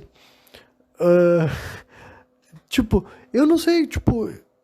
Ninguém fala que o Antigo Testamento não é um livro, tipo assim, tipo, que ele não seja verdadeiro na forma que ele é descrita. Na verdade, eu não vejo como é que as pessoas abordam muito essa questão, tipo, no sentido assim, de que eu não me lembro de nenhuma dessas figuras elaborando, tipo assim, por que existe Novo e Antigo Testamento, sabe? Como se um deles simplesmente tenha saído de moda e começaram a reproduzir a versão do Novo Testamento, que honestamente eu acredito que seja mais ou menos isso mesmo, né? Porque o Antigo Testamento ele não é um livro considerado apócrifo, se é esse o termo que eu tô querendo, né? Tipo, aqueles livros que são considerados assim, ele era canônico, ele era bíblico, mas agora a gente não tem como saber se ele foi escrito mesmo por uma das figuras históricas que assume-se que viveram por aí, né? E o Novo Testamento, até onde eu sei, são só os livros que são comprovadamente históricos, né? E daí, eu nem vou entrar na discussão se dá pra confiar nessa história deles serem comprovadamente.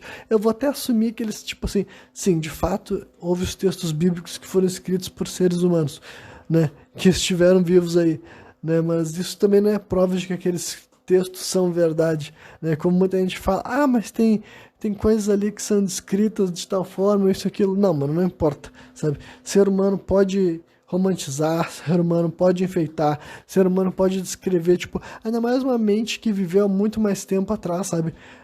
Não tem como vir com esse papo de que só porque tá escrito num texto bíblico a gente tem que assumir como se fosse verdade, né?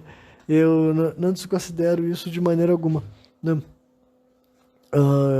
Mas enfim, voltando para a linha de raciocínio, né, que eu tava falando, tá falando do Antigo Testamento. Então, assim, o Antigo Testamento deixa bem claro que matar é ok em certos contextos, sabe? Travar guerra, sabe?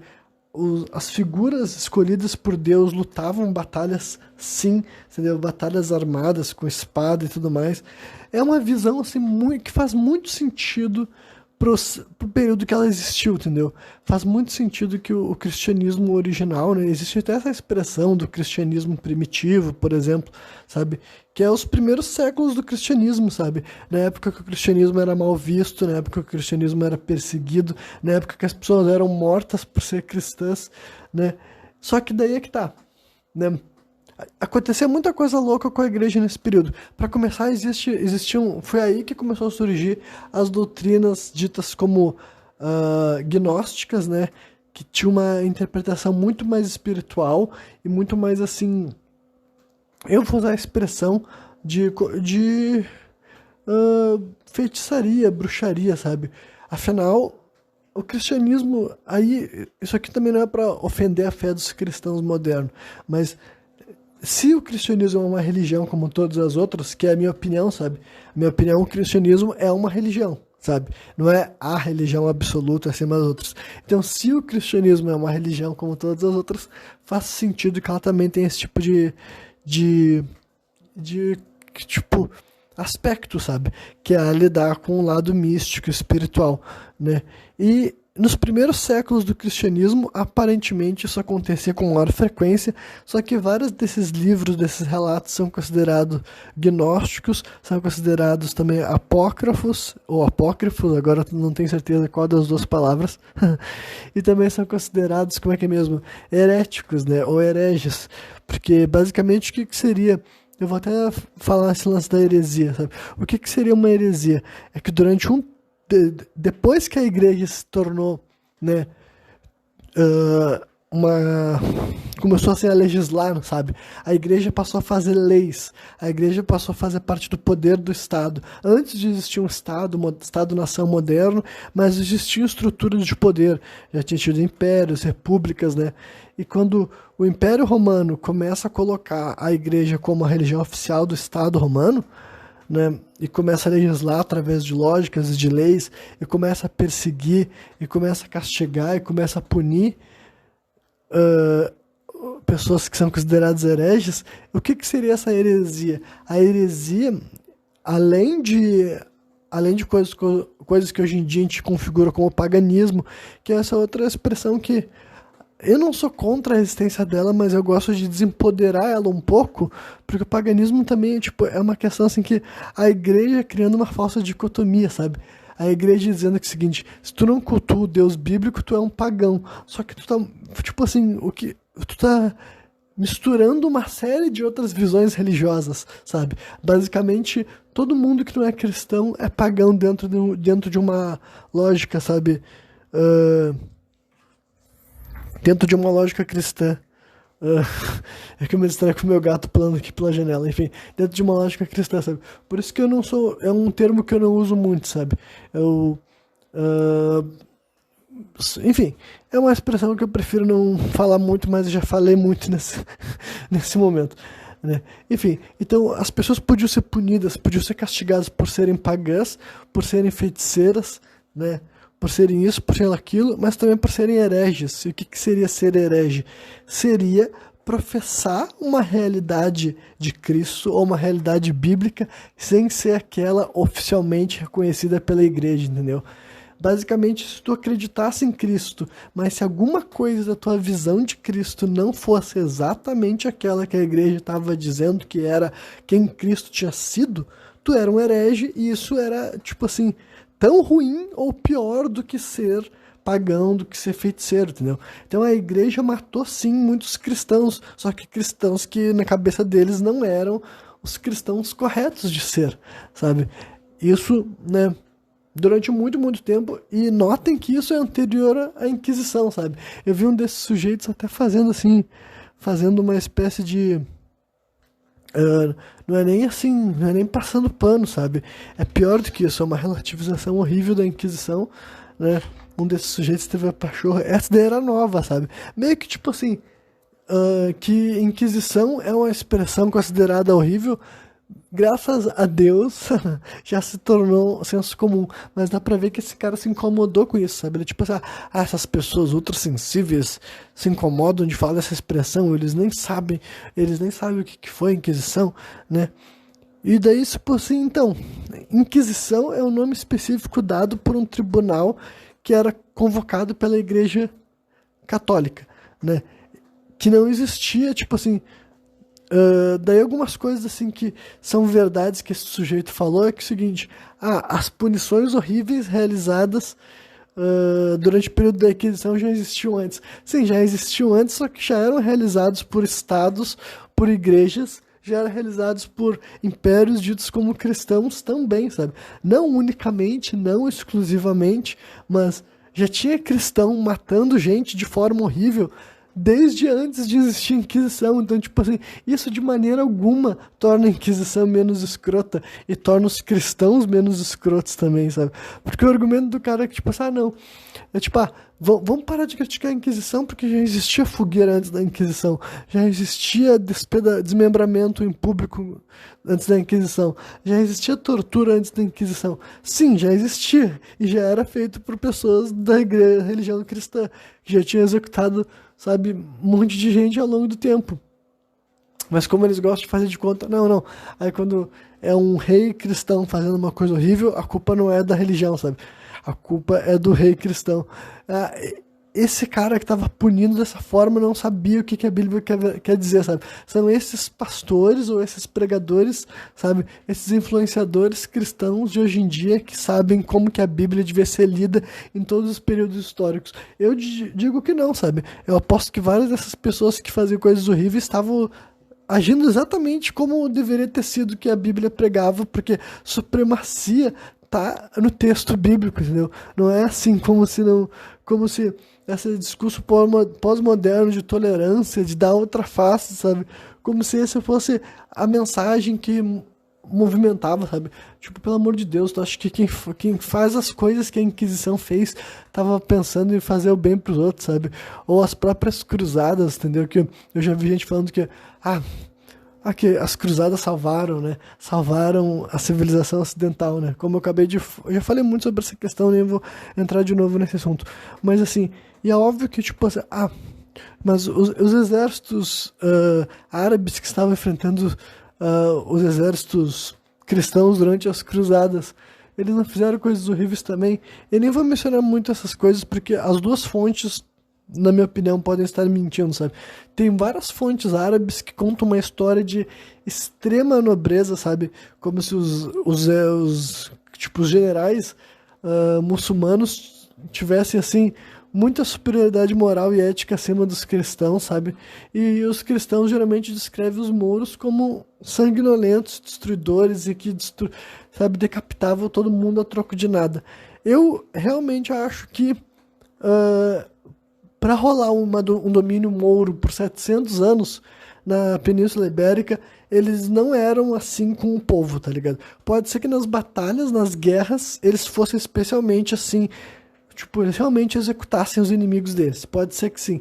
Mas no domínio da região que eles controlavam, eu aposto que se eles fossem tão, assim, punitivos, tinha acontecido revoltas e esse domínio não tinha rolado por 700 anos. Eu aposto que era bem pacífico nesse quesito, né? Mas agora, que durante os combates ou pós os combates rolava atrocidade dos dois lados, eu estou disposto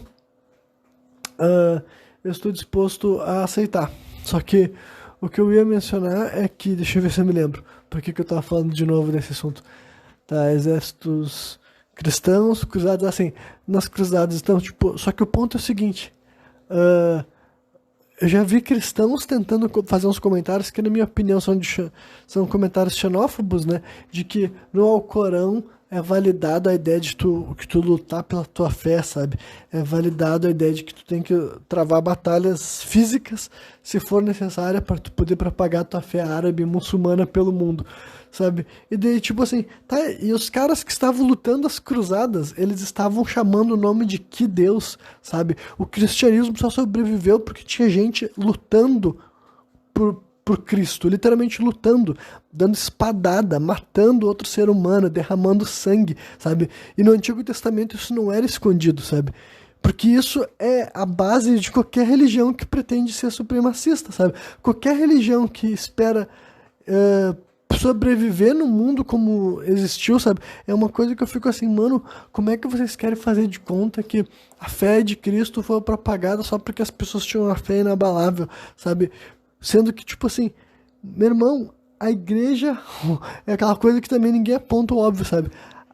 O mesmo império que executou Cristo séculos depois transformou o cristianismo na religião oficial deles e utilizou o nome da pessoa que foi morta por esse império para propagar muito mais barbaridade ao redor do mundo.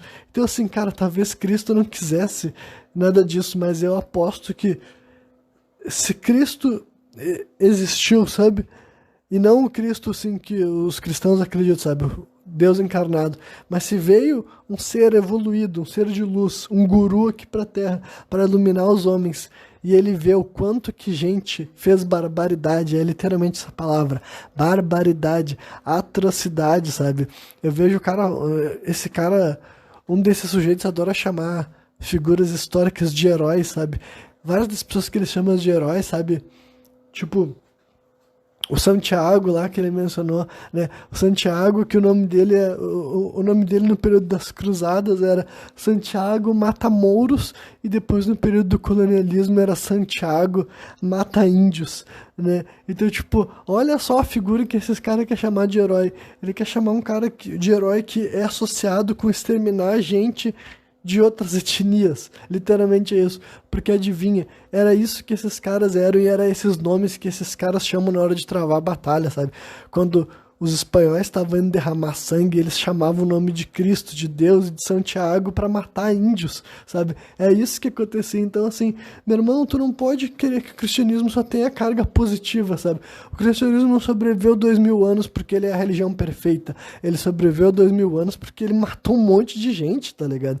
Ele matou um monte de gente, ele se impôs, ele obrigou as pessoas a aceitar uma fé e conseguiu, sabe? Por que a igreja é tão pomposa? Por que ela tem tanta exposição assim? Por que o Vaticano é tão popular? Porque foi um arrecadado ao longo de milênios de saques, sabe? Simples assim, cara. Milênios de saques permitiram eles ter essa pompa toda, permitiram eles construírem catedrais incríveis, e de fato eu considero elas incríveis, sabe? Catedrais incríveis, né? Mas da onde que veio esse poder? Não foi através assim, da glória de Deus, cara.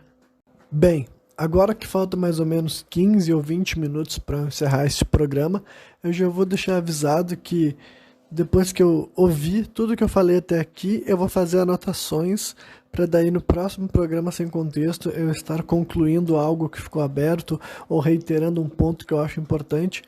Mas esses últimos 20 minutos eu vou dedicar a duas coisas. A primeira é responder uma frase tosca que eu deixei anotada especificamente, que é simplesmente assim, né, numa conversação que deveria ser um debate, né, entre o Cogos e o Guilherme Freire, tem um momento que um dos dois solta uma pérola incrível e o outro ainda concorda.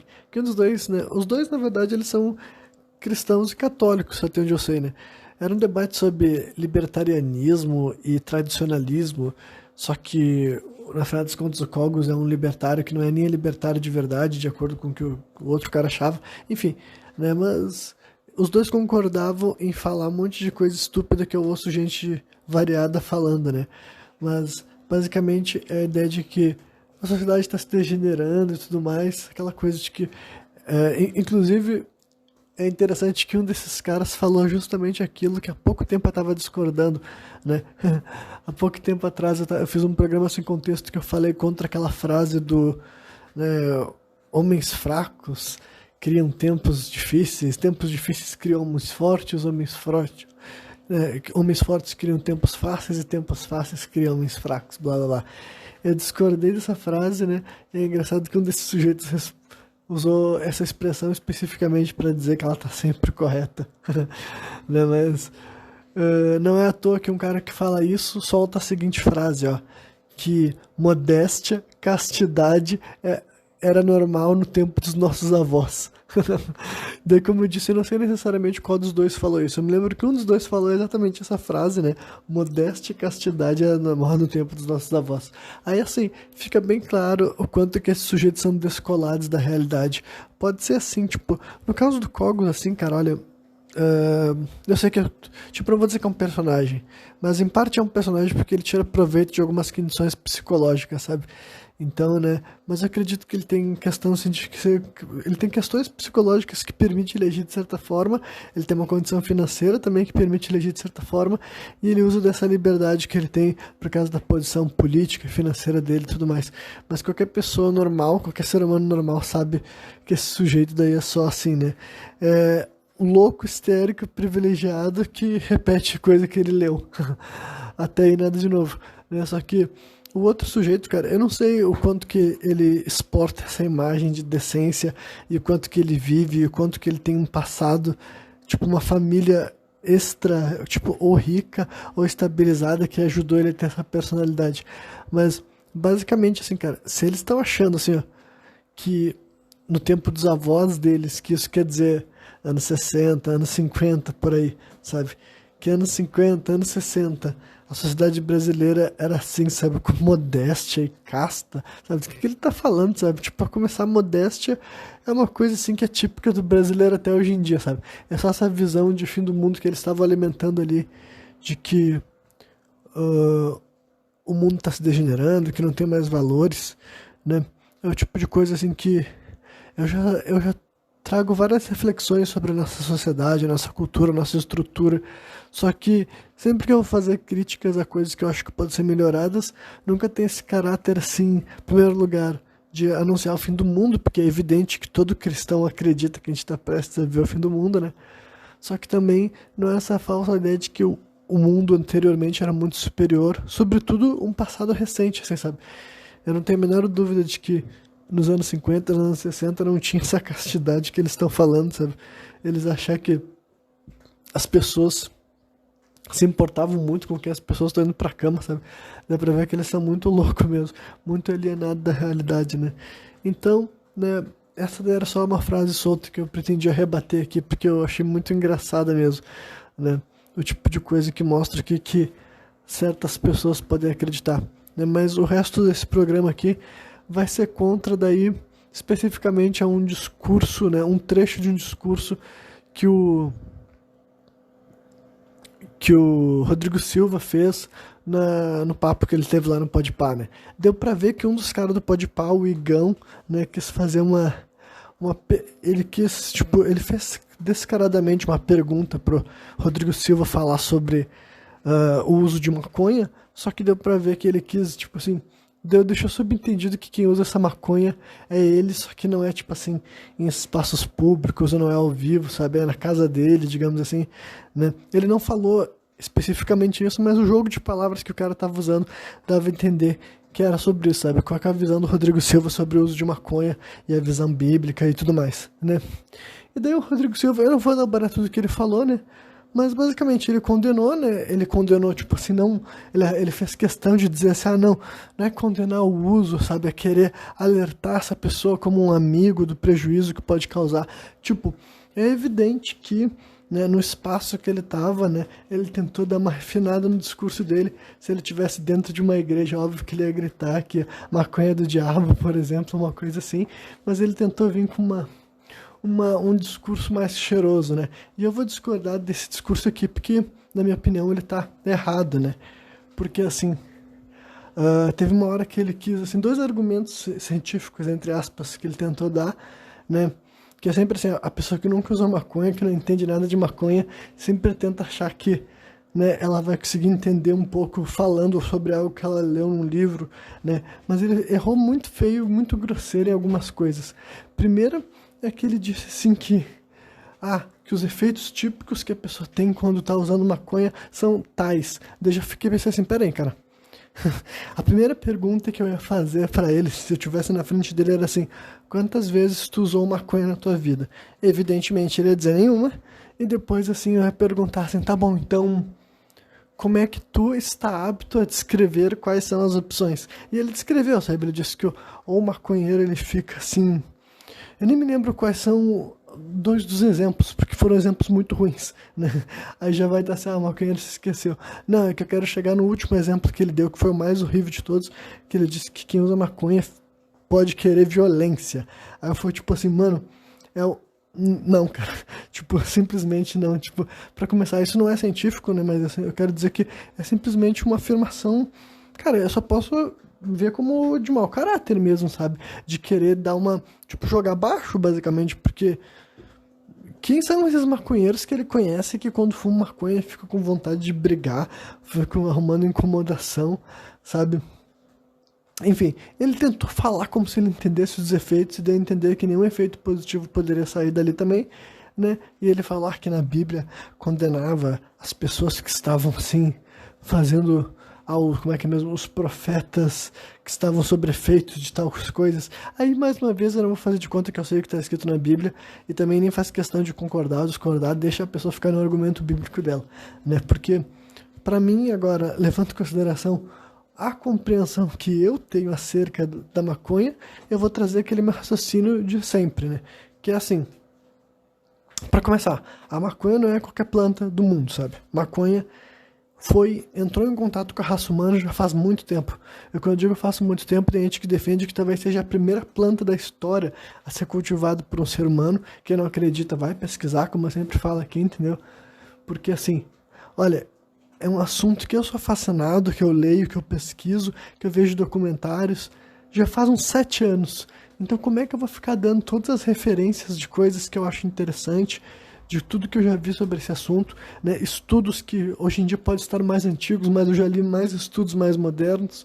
Enfim, tema que eu tô sempre renovando meu conhecimento, então não tem como eu pegar e dizer assim, lê esse texto aqui que tu vai entender sobre a maconha, vê esse vídeo que tu vai entender, lê esse livro. Não faz o menor sentido esse tipo de simplificação acerca de um tema que está constantemente vindo mais informação.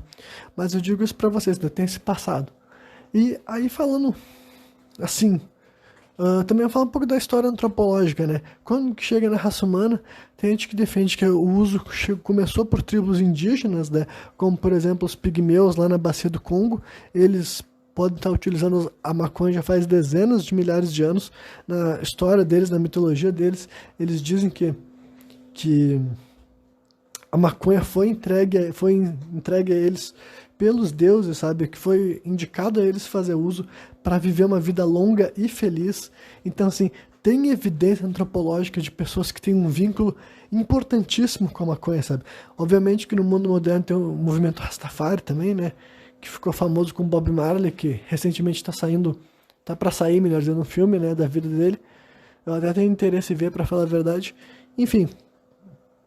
Então, o movimento Rastafari é outro movimento, não sei se é uma religião ou só um movimento de espiritualidade que tem uma utilização sagrada, ritualística da maconha, né?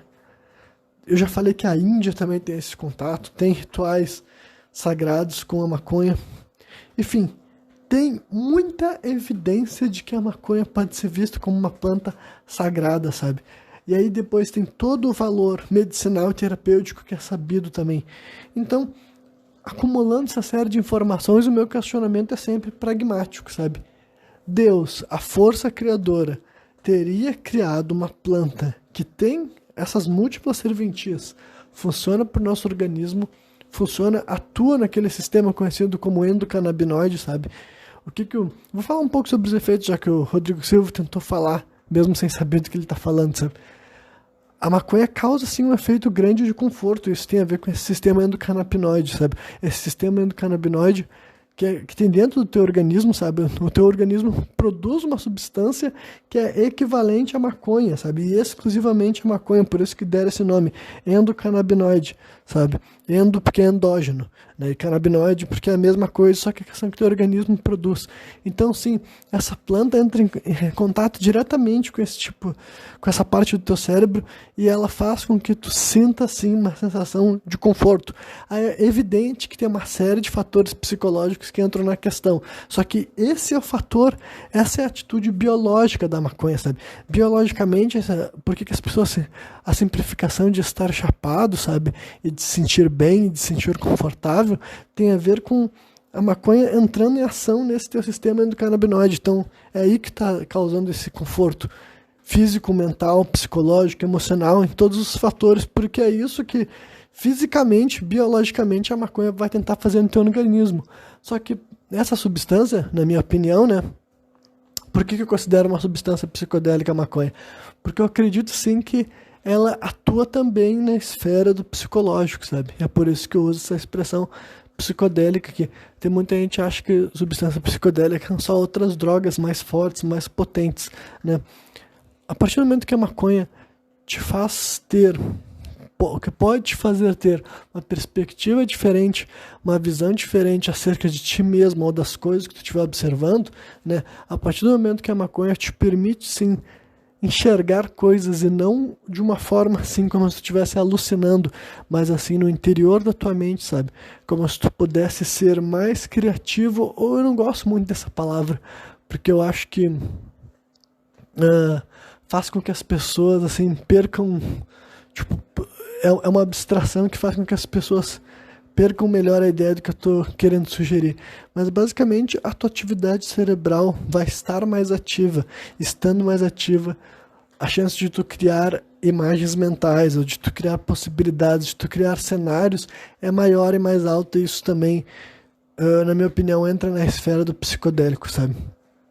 Então, né, mas sempre que eu falo, né, sempre que eu falo de qualquer droga, eu gosto de lembrar que é evidente que tudo isso tem que levar em consideração também os 3 fatores, né, que são indispensáveis para a utilização de qualquer substância, que é a dose, a dosagem, a quantidade, entendeu? O consumo de maconha sempre vai variar também de acordo com quanto tu tá consumindo. Dar um pega é uma coisa, dar 2 pegas é outra. Comer um brisadeiro é uma coisa, comer um brownie é outra. Fumar 3 baseados em meia hora é outra coisa, entendeu? Tudo isso é maconha, mas a dose faz muita diferença. E a mentalidade faz muita diferença, entendeu? A maconha pode causar crise de ansiedade. Sim, mas praticamente qualquer droga pode causar crise de ansiedade. E praticamente várias situações da tua vida pode causar crise de ansiedade. Porque o que causa crise de ansiedade é o teu cérebro, no final das contas. Então, sim, utilizar maconha sentindo culpa, sentindo medo, ou inseguro, incerto, com dúvida, facilita muito ter essa espécie de bad trip, né? Eu vou dizer pra vocês que eu particularmente não tenho bad trip já faz...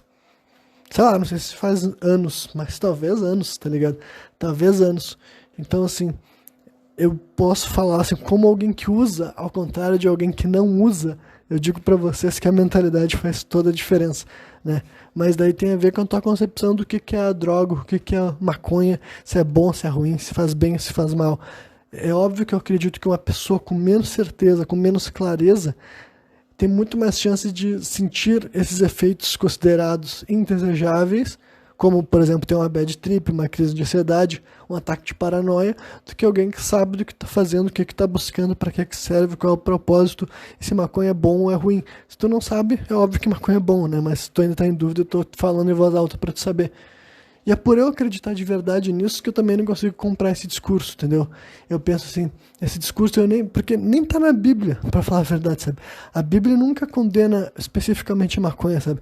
Então a pessoa que quer condenar a maconha, ela tá condenando a maconha pelo preconceito próprio, mesmo ele sendo religioso, né? Então, assim, voltando pro meu raciocínio pragmático, sabe? Tendo todas... eu nem terminei meus 3 exemplos, né? Só para concluir, porque eu acho que é importante martelar nessas 3 coisas até se tornar senso comum, é dosagem, a mentalidade e o ambiente, né? E como eu falo, o ambiente é literalmente o espaço que tu tá. Tu tá onde? Tá na rua, tá dentro de casa, tá com companhia, tu tá em algum lugar que tu tá se sentindo bem, tu tá em algum lugar que é tranquilo, que é perigoso. Tu pode ser pego por alguém, sabe? Qual o ambiente que tu tá quando tu tá fazendo esse consumo? Essas 3 coisas são fundamentais para determinar que tipo de experiência tu vai ter com a maconha, né? E não é na minha opinião, é um fato, sabe? Essas 3 coisas são fundamentais. Então, né, depois de eu ter explicado tudo sobre isso, e voltando para o meu raciocínio pragmático, agora sim, eu não vejo a criação da maconha como algo ruim, entendeu? Eu não consigo ver que Deus teria criado uma planta que é a maconha, que ela não é qualquer planta, entendeu? As pessoas tentam fazer relativizações como se fosse ser ruim, e não é ruim, entendeu? Ruim seria se fosse te matar, se fosse te causar problemas. Aí tem gente que vai tentar fazer um monte assim, de associação para os tipos de problema que pode acontecer através do mau uso da maconha. Aí é outra questão, sabe? Não é a maconha que está fazendo esse problema contigo, sabe? Não é como se consumir a maconha fosse te causar esse tipo de doença, fosse te causar esse tipo de condição. Como eu vou ser honesto e sincero, eu vou dizer para vocês que podem aparecer estudos no futuro que esclarecem melhor isso. Mas da mesma maneira que também, como é que tu vai dizer que uma pessoa que usa maconha e viveu a vida muito longa dela, como é que tu vai dizer se aquela maconha atrapalhou ou não atrapalhou, sabe? Como é que tu vai poder falar assim com segurança que esse sujeito viveu até os anos 70, até a casa de 70, 80, 90 anos fazendo uso de maconha e viveu bem, aí se tentar correlacionar essa longevidade com a maconha, vão dizer que é maconheiro querendo fazer apologia. Tá, e se tentar correlacionar gente que morre cedo com a maconha ou com problemas, né, aí tá tudo bem, sabe? Então, é o que eu vou dizer para vocês. Pode ser que no futuro, a partir do momento que a maconha seja legalizada e gente seja usuário durante 30 anos por maconha boa, sabe? Também não adianta também tentar fazer de conta que possíveis problemas que acontecem pelo consumo de prensado, né? Tô falando assim, o cara que consome maconha bacana durante 30 anos, quais condições o cara pode desenvolver unicamente pelo uso da maconha, sabe? Não é tipo assim, um monte de crise, um monte de transtorno, um monte de problema. Cara, isso daí são condições que o ser humano podia ter desenvolvido utilizando qualquer outra substância e até não utilizando substância nenhuma também, sabe? A maconha não causa a verdade como outras plantas, sabe? E a maconha também tem a questão de ser uma cultura no sentido assim de para fazer outros produtos, né? O cânhamo, no caso, né? A parte da maconha que a gente não fuma, dá para fazer corda, dá para fazer tecido, dá para fazer cimento, dá para fazer chip, dá para fazer óleo, sim, literalmente tudo isso que eu falei. É impressionante, na minha opinião, incomparável, e na minha opinião não é nada por acaso, entendeu? Eu não consigo ver uma única planta que tem tantas coisas a nos mostrar, a nos fazer de benefício, sabe? A nos ajudar, a permitir que a gente extraia tantas coisas boas dela, né? Para fazer roupa, para fazer tecido, para fazer fibras, para fazer medicamento e para ter relações com a nossa mente. Se vocês quiserem também falar com os espíritos, com os deuses, sim, senhor. Ah, desculpa, dei um soluço aqui. Enfim, tudo isso, sabe? Tudo isso. Eu não conheço uma outra planta que tenha tantas coisas numa única planta, sabe? Muitas verdades incríveis a respeito de uma única substância, sabe? Então, né, através de toda essa minha reflexão, racionalização, só tem uma força que pode ter colocado a maconha aqui na Terra. Foi a força criadora, sabe? O mesmo Deus que criou todas as coisas também criou a maconha. Então, a maconha foi criada com o propósito de ser uma armadilha, um mal, um veneno, algo pernicioso que Deus colocou aqui para fazer as pessoas sofrerem e ficarem mal e terem problemas, enfim. É isso que foi o plano de Deus? Ou assim como várias outras plantas, a maconha tem o seu propósito, tem o seu fundamento, tem a sua capacidade de cura?